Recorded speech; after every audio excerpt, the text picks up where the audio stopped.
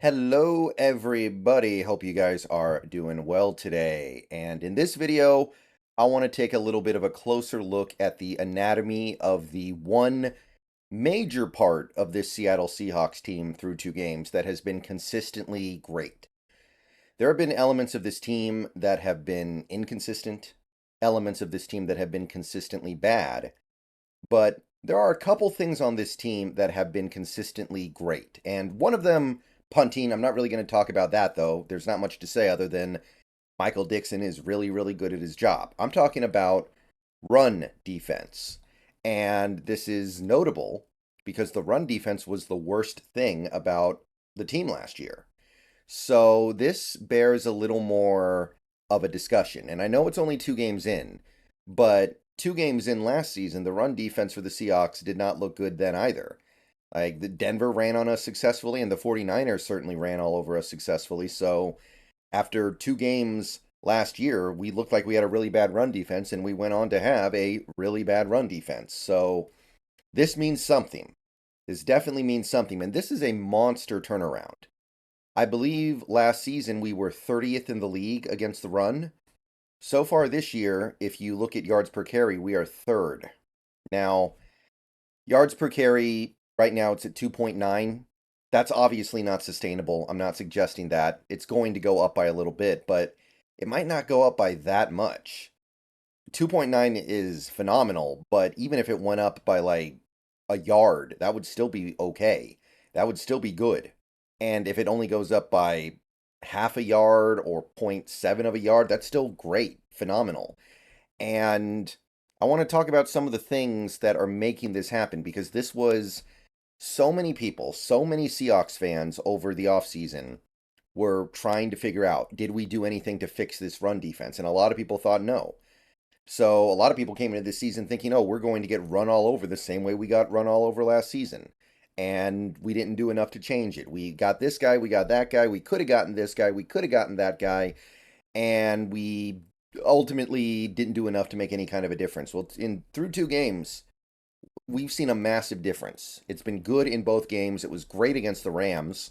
Now, I think that the last two games also show why run defense by itself only goes so far because our defense overall has given up a lot in both those games. We've given up 62 points 61 points through two games. But at the end of the day, it's better than being bad. You'd rather be good at run defense than bad in run defense. So, looking at the players on this team, how did the Seahawks manage to pull this part of it off so well? Because right now, there are really only two defensive linemen playing. I know a couple other guys get on the field occasionally, but it's basically you have Dre'Mont Jones and Jarran Reed. Dre'Mont Jones was notoriously poor against the run in Denver, so people thought, well, he's not going to make a difference. And Jarran Reed has been a jag in this league for a couple of years now, so most people didn't think he was going to make a significant difference. And I do want to say, I feel like both those guys have played better than expected so far against the run. Dre'Mont Jones, I think he's showing that part of the reason why he was bad against the run in Denver was because the Denver teams he was on were bad.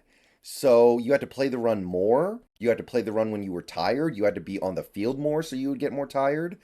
I think we're starting to see that. Now, admittedly, that first game we did not do a good job of bucking any of those trends because the rest of the team was awful. And I'm not saying Dre'Mont played well in that Rams game. He didn't.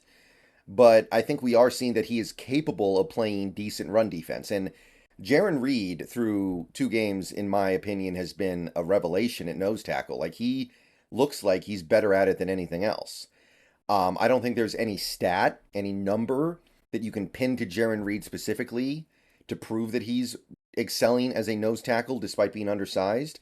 But I think this stat right here speaks for itself. We are one of three teams right now that is currently giving up less than 3 yards a carry.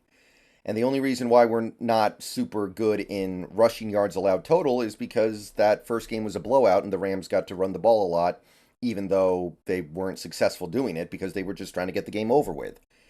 So I do want to say those two defensive linemen have a role in it. I think Mario Edwards has played fairly well so far. I think Cam Young chipped in nicely in this most recent game. But the reasons why this has turned around have only so much to do with those guys. What we are seeing is the impact of Bobby Wagner. And as somebody who was aware of the fact that he was an older player and there was no guarantee of him being able to keep up his high level of play through 2 games, I gotta say, this guy can still do it. I don't know if he's going to be able to do it the whole season. I don't know if he's going to be able to keep this up. But let's look at some of the more advanced Bobby Wagner run defense metrics. So when I say that, of course, I'm talking about PFF, but I'm not just talking about the grade, even though the grade is amazing. Of all linebackers in the NFL, Bobby Wagner has the highest run defense grade on PFF. But what's a PFF grade? What does it mean? What went into it? We don't really know. We don't get to see how the sausage is made completely. But PFF doesn't just provide grades, it provides numbers to back up what they're seeing. Now, sometimes the grades and the numbers contradict, but sometimes it's like this. Bobby Wagner, if you take a look at his run play tackling, so these are tackles he made on a running play. He is second in the league behind only Zaire Franklin of the Indianapolis Colts. So he's right up there in that area. And he's only missed 1 tackle on the season. Now, I'm going to be perfectly honest. I think PFF might have this wrong. I think he missed more than 1 tackle so far this season. I'm just going to say it, throw me in jail. But I feel like Bobby Wagner missed 2 or 3 tackles so far this season. I'm not tripping on it because I think part of the reason why is because we had him on the field a ridiculous amount of time because he plays every snap and the defense was out there constantly against the Rams. But I do believe he's missed more than 1 tackle this season, so I will say that. However, if you sort by run stops, total number of run stops, he is first in the league among off-ball linebackers that have played at least 70 run snaps, or 35, excuse me, by far. He's got 12, second place has 8. Not even close. So, not only is Bobby making a lot of tackles, he's making a lot of stops. And what a stop is basically a good tackle. A tackle that restricts the opposing offense to either a minimal gain or a loss. So we're starting to put the pieces together here. He's got a lot of tackles. He's got a lot of run stops.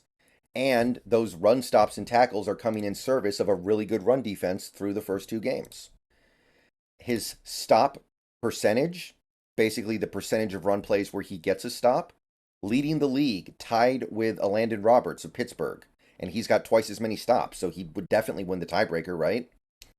So you look at it that way, he's right near the top. And if you sort by average depth of tackle, Bobby's 7th at 2.1. And everybody who's ahead of him has not even half as many tackles and half as many stops or fewer. So he's doing it on every level. He's getting the tackles. He's getting the meaningful tackles. His average depth of tackle is really good, 2.1 yards. By the way, for those of you unfamiliar with the way the statistic works exactly, average depth of tackle is basically how many yards were gained on average on your run tackles. So if opposing offenses are gaining 2.1 yards per carry in carries that end with a tackle by Bobby Wagner, that's pretty phenomenal. I think we will all happily take that. And as you can see, only a handful of linebackers are ahead of him, and they mostly just have a much smaller sample size, so it's not even necessarily super meaningful that they're ahead of him. So on every level, Bobby Wagner is wrecking shop in run defense. So Bobby Wagner is the main reason why this is working so well, but I do want to give a little bit of credit to Jordan Brooks as well while we're here. Now, Jordan Brooks, his run defense grade is not nearly as good. It's a little bit above average, a little bit above like the break-even point for whether or not you're a positive contributor, 62.8. But again, I like to look at the actual numbers, not just the subjective grade that PFF comes up with. 7 tackles on run plays, 4 of them are stops. So obviously he's the secondary run defender of our 2 linebackers that are on the field constantly. And by the way, when I say linebacker, I mean off the ball linebacker or inside linebacker. So he's getting involved, and his average depth of tackle, 3.9. 3.9 is not great. If we sort by AVDT, you can see that it's basically right near the middle of the league. He's 26th. 3.9 would tie him for 26th, and there are 46 guys on this list. So it's right around average, a little bit below average. But that's kind of the seat of our power, right?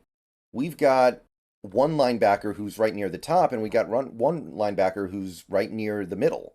That averages out to something that is really, really good, which is why we have what we have. Like, take a team like New England. They've got one guy on this list who's doing really well, Jawan Bentley. He's in the top 15, 2.8. But their other primary run defending linebacker, Tavai, is all the way down here. His average depth of tackle is 7 yards down the field.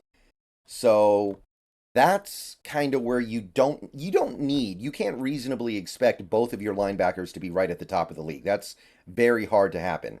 You see it every now and then with a truly elite defense, like the Bills so far are actually a little bit eye-popping in this regard, along with the Colts. But unless you have one of those really high-level defenses that has just been feasting, like the way Buffalo's defense, I think, what have they allowed, 26 points combined across 2 games? Then it's just not going to it's not going to pop like that. So the fact that we have Bobby Wagner, who's basically the best run defender in the NFL according to these numbers, he's excelling in every category, and then you have a guy like Jordan Brooks who is doing about average, he's doing okay, keeping in mind that Brooks is coming off of a major injury. That all adds up to this point where the run defense is playing incredibly well. So those 2 guys, really, and it's Bobby by far is the biggest impact here. And I didn't know if Bobby had another year like this in him, but so far so good. Hopefully he can keep it up. It's really kind of amazing sometimes how one player can completely change the dynamic of everything you're doing on that side of the ball. And I would definitely be committing a sin if I did not bring up the impact of Uchenna Nwosu on our run defense. Now, Nwosu was here last year, and he was good against the run. But so far this year, he's been elite. He's been phenomenal. And with him, the small sample size thing definitely comes into effect because we're talking about a much fewer collection of run stops. But he's got 5 tackles. All 5 of them have been good tackles or stops. His stop percentage is about 10%, which, given the fact that Bobby and Jordan are taking so many of them, is actually really good. Hard for edges to get run stops when Bobby's all over the place against the run. He's got a forced fumble, which is going to help tremendously. And his average depth of tackle is negative 2.8. So when he makes a stop against the run, or makes a tackle against the run, the opposing offense loses 2.8 yards on average. That's not just like the best case scenario. That's the average. Is that sustainable? Not really, but it leads the league right now by a pretty wide margin. I don't know if it's going to hold, but given the fact that it's not like 1 tackle, it's 5, I'm going to call that pretty good. And as you can see, if you sort by run defense grade, he's the only guy over 90, and he's the only guy over 81, so he's first by far. And we know Nwosu's a good run defender, but the presence of a guy like a Bobby Wagner and what we're getting shockingly good, the shockingly good stuff we're getting out of Jarran Reed as a nose tackle, it's not completely sustainable, but it might be somewhat sustainable, right? These things feel like we can expect these things to continue to to exist to a certain extent. We can expect it to continue to be really good. We're not going to see this. Like Uchenna Nwosu's not going to get a tackle for loss on every single tackle he gets. Bobby Wagner's not going to be this perfect against the run the whole season. It's impossible almost. But it seems like we can continue to expect good things. And this defensive line will get some reinforcements at some point. I don't think it's going to make a huge difference, but it does mean that guys like Draymond and Reed don't have to play as many snaps, which should allow them to be better. So that's a look at what's going on with this run defense. It really is. I understand that he's just one player and there are other things going on. I think the players are playing more disciplined. And I do want to say, for whatever I can say about Julian Love as a pass defender, he's been pretty good in run support. Witherspoon's good in run support. Those things all help, but it's amazing what one player can do to turn your run defense around. And given how close we were to not getting Bobby Wagner in the offseason, imagine where we'd be right now without him. All right, I will see you guys later. Go Hawks. More stuff coming later.